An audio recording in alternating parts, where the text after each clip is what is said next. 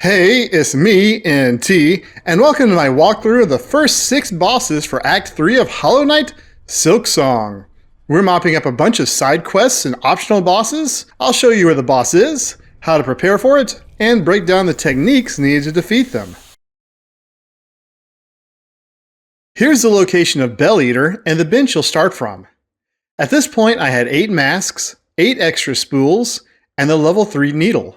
For this fight, I suggest the Witch's Crest with throwing rings and the Flint Slate. If you don't have the Witch's Crest, I would suggest using the Reaper's Crest. For blue tools, I suggest the Fractured Mask, the Reserve Bind, the Weave Light, and the Injector Band. And for our one yellow tool, I suggest the Weighted Belt. You can enter the fight with a Bell Eater at any bellway, but it won't move to another bellway if you call out at a different location. So pick your entrance carefully. I suggest having this fight at the Grand Bellway, which is probably the first bellway you'll come across, because there's a bench right there. Both the top and the bottom of Bell Eater attack separately, so it's kind of like fighting 2 bosses at once that are thankfully both attached to the room. You'll have to learn each end's attacks independently, and make sure to stay away from the walls of the arena, or the Bell Eater's arms will try to strike you. Your best time to attack Bell Eater is immediately when a body part pops out, so watch the dust clouds to see where it will appear. The head's easiest attack is when it flails its arms around to try to hit you. Whether it's on the ceiling or the ground, before and after this attack is a great time to get a hit in. The tail only has one attack, where it shoots bouncing projectiles out in a V.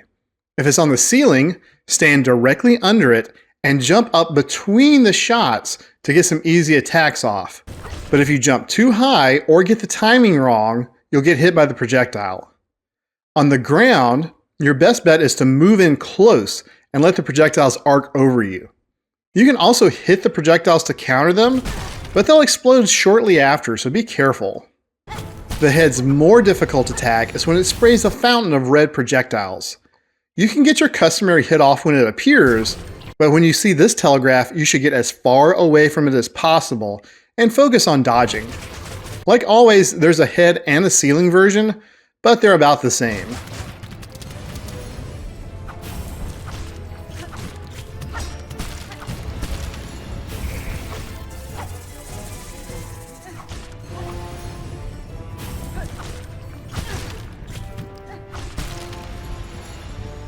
Phase 2 starts when the walls move away.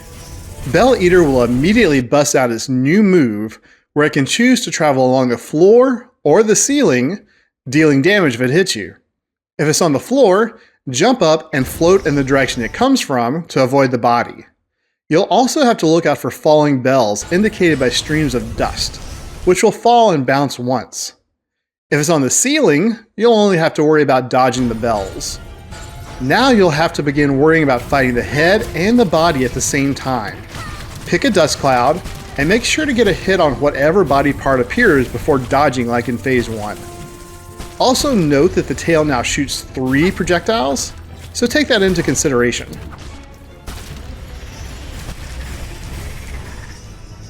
Right when they appear is also the best time to hit Bell Eater with the Witch's Bind skill, which both does damage and heals you. If you can hit both ends of the Bell Eater at once, all the better. At this point, also go ahead and start using your Flint Slate. Try to time it so you finish applying the Flint Slate right before they appear to extend the uses you get.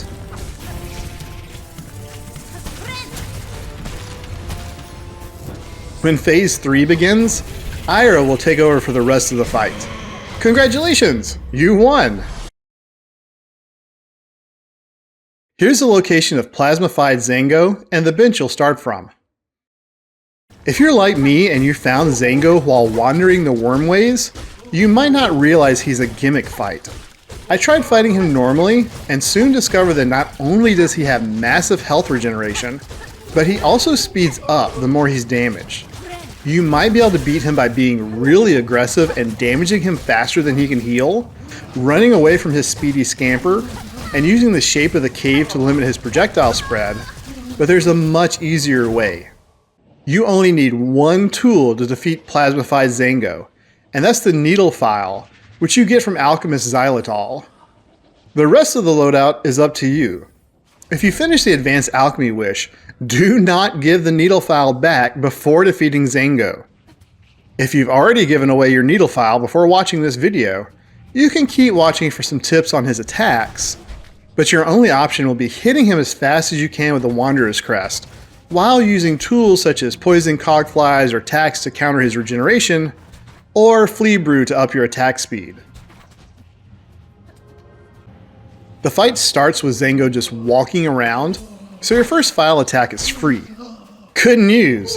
Zango can't regenerate from having the plasmium sucked out of him, so even if you leave the room, he won't heal. Now, Zango starts doing his first attack, a fountain of projectiles that spews out randomly. The easiest way to counter this attack is to wait for him to stagger over to the right part of the cave with a low ceiling, and needle file him from there. Now he'll start doing his speedy scamper. This is another attack with very little telegraphing, so be ready to dash away whenever he's just walking around. Worse, this attack will also randomly reposition him, so you won't be able to rely on trapping him under the low ceiling. Stay as close as you can to Zango until he does a projectile fountain, then hit him with a needle file 2 more times. If you need to heal, you can attack him until you have enough silk to do so, and remember that even if you die, he can get his health back from the needle file attacks. Defeating Zango doesn't give you anything, but sucking out all that plasmium does get you closer to finishing the advanced alchemy wish, which has a nice reward. Here's the location of Lost Garmond, and the bench you'll start from. At this point, I had fully upgraded my nail to level 4, so if you're wondering if it's worth beating the high score in Flea Juggle, the answer is yes. For this fight, I suggest the Wanderer's Crest with attacks. For blue tools, I recommend the Fractured Mask, the Weave Light, and the Multi-Binder. And for yellow tools, I suggest the Compass, Weighted Belt, Magnetite Dice, and Magnetite Brooch. Now that Garmond has been infected by the Void, he has access to annoying, silk-draining Void attacks. But Lost Garmond isn't too hard as long as you take advantage of the huge gaps in his offense. Stay back a little bit, and after you see what attack he's doing, either pogo off him or nail him in the back. Like all other Void-touched bugs, Lost Garmond can shoot a spray of Void projectiles your direction. When you see the Void start to fountain from his front, get behind him as soon as possible and attack his back. You can drop a pogo on the way over if you want, too. If you're not going to make it in time, run away so you'll have space to dodge between the projectiles. You want to stay on the ground most of the time to avoid his anti-air jump and ground pound that releases 4 Void puddles that erupt into blades when he lands. Plan to pogo off Garmond when he lands, but be ready to dodge because this attack has a pretty fast recovery time and he can choose whatever attack he wants to do next. Like the other bosses with wide arenas, if you need to heal in this fight, you should run as far away as possible first. Garmond might still get you with a projectile attack, but hopefully you'll finish early enough to have time to dodge.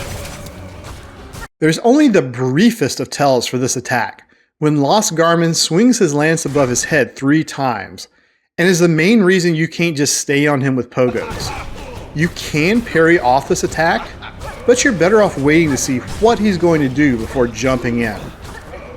It's always gratifying when the Magnetite dice protect you, and even more when you're healing.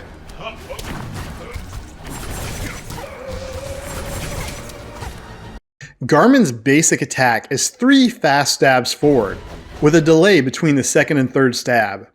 As usual, these stab attacks carry the boss a long way across the screen, but they do represent an excellent opportunity for some pogo damage.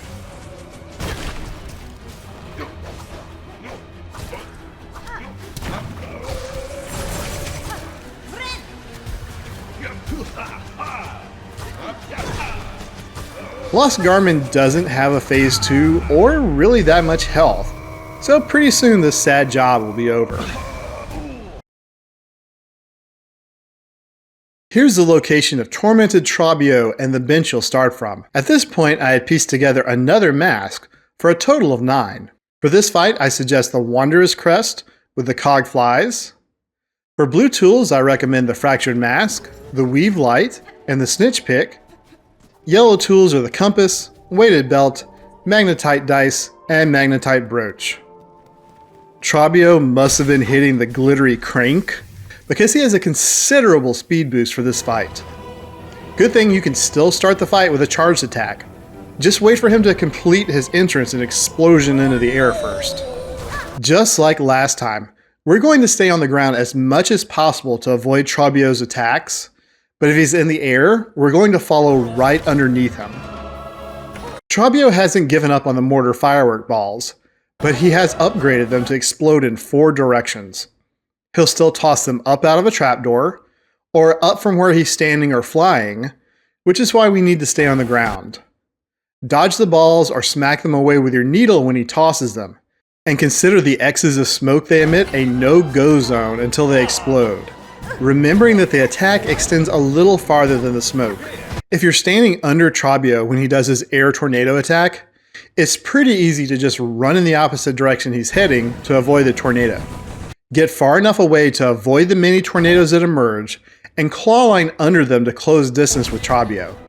The mini tornadoes do leave behind little clouds of fireworks that explode after a moment, but I flirted with getting hit by them many times and never took damage, maybe because I always moved directly to the center of the attack.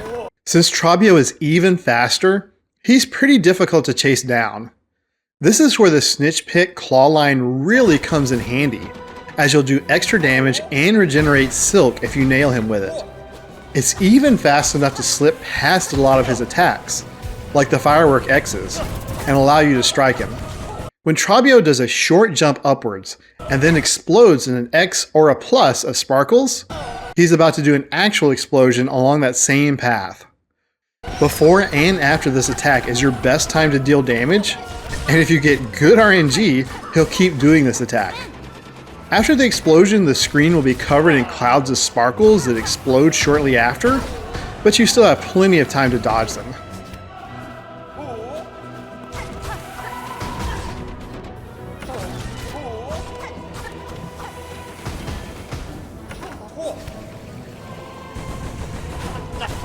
Phase 2 starts with Trobbio shouting his name, and you can get multiple attacks in during his grandstanding. When he disappears, toss out 3 to 4 cog flies and get ready to dodge.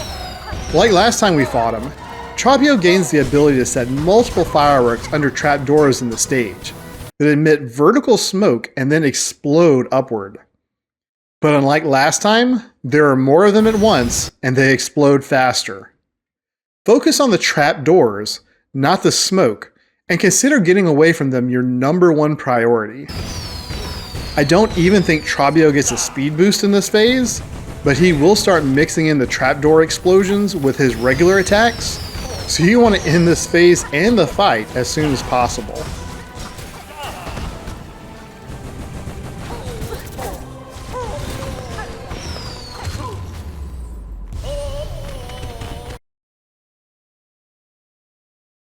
Here's the location of Crawfather and the bench you'll start from. I think the best crest for this fight is the fully evolved Hunter's Crest for the damage bonus you get from successively striking enemies. I also recommend the Throwing Ring, Conch Cutters, and Pale Nails to keep you stocked with plenty of projectiles. The blue tools I suggest are the Fractured Mask, the Weave Light, and the Multi-Binder. And for yellow tools, I use the Compass, Ascendant's Grip, and Magnetite Brooch. But instead of the Magnetite Brooch, I should have had the Magnetite Dice equipped, and that's what I suggest you do. This is another boss with an arena before him, but at least the mobs aren't as difficult as the ones we've been dealing with. Generally, you want to attack the squat craw jurors first to stop their projectile attacks, then the small craw jurors, and save the tall craw jurors for last, so you can concentrate on them. But as always, feel free to pick off targets of opportunity, say if one of the craws gets separated from the group. Don't use tools, but start each wave by using Pale Nails. and focus on one enemy at a time to cut down the numbers of enemies. If you need to heal, try to wait until you're down to the last enemy in the wave to reduce the chances of you being interrupted.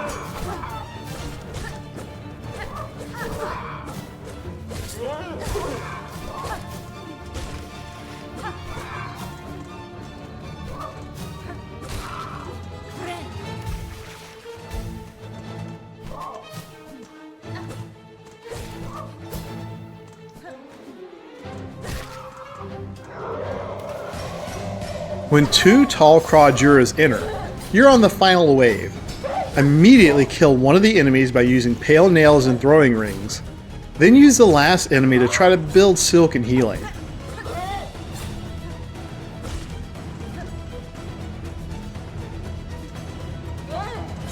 After you've killed the second tall Crawjura, Crawfather will enter the fight.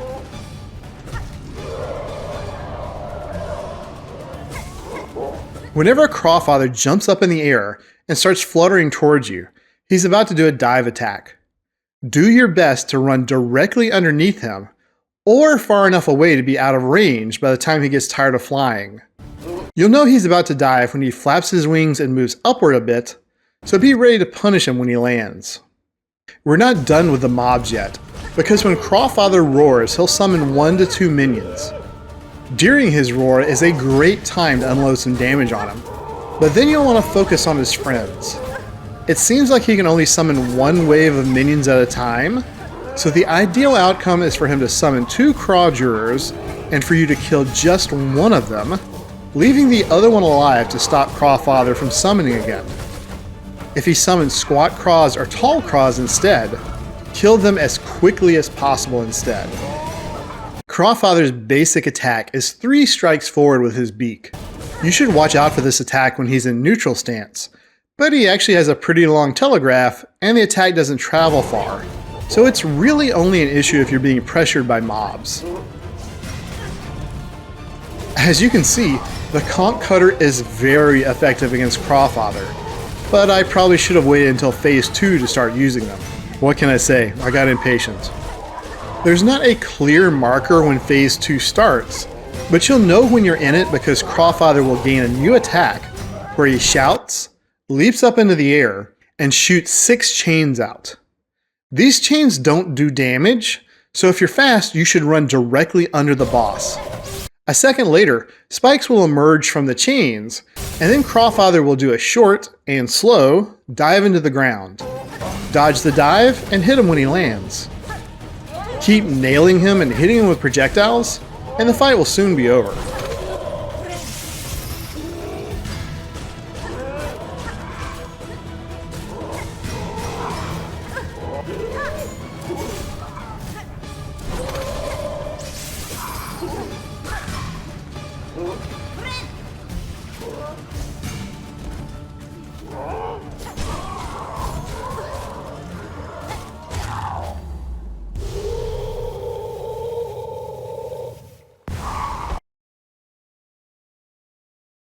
Here's the location of Palestag and the bench you'll start from. So this loadout isn't so much a recommendation as it is a recording of what I had equipped when I beat Palestag. I used the same setup as with Crawfather, with the fully evolved Hunter's Crest, throwing rings, conch cutters, and pale nails. The blue tools were the Fractured Mask, the Weave Light, and the Multi-Binder, while the yellow tools were Compass, Ascendus Grip, and Magnetite Brooch.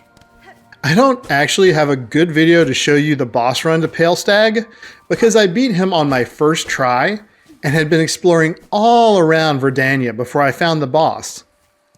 But this is the approach to Palestag, and you can even get on his platform without worrying about triggering him. Honestly, like Plasmified Zango, Palestag isn't much of a boss. He's only got 1 attack and an annoying habit of teleporting away from you. His only attack is summoning 4 wind blades that hover in place for a second, then fly across the arena. They do track a little, so never assume you can stand still and have them squeak past you, but their hitbox isn't that big. I used Pale Nails a few times to get some hits in, but most of the battle is just about trying to chase down Palestag and hit him before the wind blades fire and you have to dodge. Once you hit phase 2, Palestag will start summoning 6 wind blades. This is still just a pure exercise in dodging, but do notice that the blades fire in a staggered pattern that can make it easier to slip between them. Feel free to start using your tools in phase 2, but I didn't find it necessary. I just kept chasing Palestag down and popping him with one quick strike until I won. I hope this video helped you out, or at least gave you an interesting look at some of the bosses. So far, Act 3 hasn't been that bad, but in the next video we're going after the Great Hearts, and things will get much worse. If you'd like to know when that video releases, would you please subscribe and turn notifications on? And if you found this video super helpful and you want to support me, there's a Ko-Fi link in the description. Anyway, that's it for me this evening. I hope you're still enjoying Silksong, and bye!